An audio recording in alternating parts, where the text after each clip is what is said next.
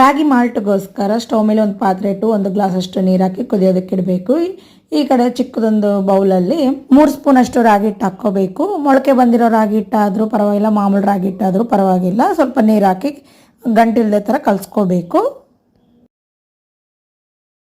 ನೀರು ಕುದಿತಾ ಇರುವಾಗ ಕೈ ಆಡಿಸ್ಕೊತ ಹಾಕ್ಕೋಬೇಕು. 3 ಸ್ಪೂನ್ ರಾಗಿ ಹಿಟ್ಟು, 1 ಗ್ಲಾಸ್ ನೀರು ಮತ್ತು ಸ್ವಲ್ಪ ಹಾಲು ಮಿಕ್ಸ್ ಮಾಡ್ಕೊತೀವಲ್ಲ, ಅಂದಾಜಾಗಿ ಒಂದು 2 ಜನಕ್ಕಾಗುತ್ತೆ. 2 ನಿಮಿಷ ಕುದಿಸ್ಕೊಂಡ್ಮೇಲೆ ತುರಿದಿರೋ ಬೆಲ್ಲ ಆಗಲಿ ಬೆಲ್ಲದ ಪುಡಿ ಆಗಲಿ ಹಾಕ್ಕೋಬೇಕು. ಚಿಟಿಕೆ ಅಷ್ಟು ಏಲಕ್ಕಿ ಪುಡಿ ಹಾಕ್ತಾ ಇದ್ದೇನಿಲ್ಲಿ. ಇನ್ನೊಂದು ನಿಮಿಷ ಸ್ವಲ್ಪ ಥಿಕ್ನೆಸ್ ಬರೋ ತನಕ ಕುದಿಸ್ಕೊಂಡು ಸ್ಟವ್ ಆಫ್ ಮಾಡ್ಕೋಬೇಕು. 6 ತಿಂಗಳಿಂದ 1 ವರ್ಷದ ಒಳಗಡೆ ಮಕ್ಕಳಿಗಾದರೆ ಡೈರೆಕ್ಟಾಗಿ ಹಂಗೆ ತಿನ್ನಿಸ್ಬೋದು. 1 ವರ್ಷ 1 ಇಯರ್ ಮೇಲ್ಗಡೆ ಮಕ್ಕಳಾದರೆ ಇಲ್ಲಾಂದರೆ ದೊಡ್ಡವ್ರಿಗಾದರೆ ಬಿಸಿ ಇರೋ ಹಾಲು ಕಲಿಸ್ಕೊಂಡು ಕುಡಿಬೋದು. ಹೀಗೆ ಕುಡಿಬೋದು, ಇಲ್ಲಾಂದರೆ ಡ್ರೈ ಫ್ರೂಟ್ಸ್ ಆಗಲಿ ಡ್ರೈ ಫ್ರೂಟ್ಸ್ ಪೌಡರ್ ಆಗಲಿ ಮಿಕ್ಸ್ ಮಾಡ್ಕೋಬೋದು.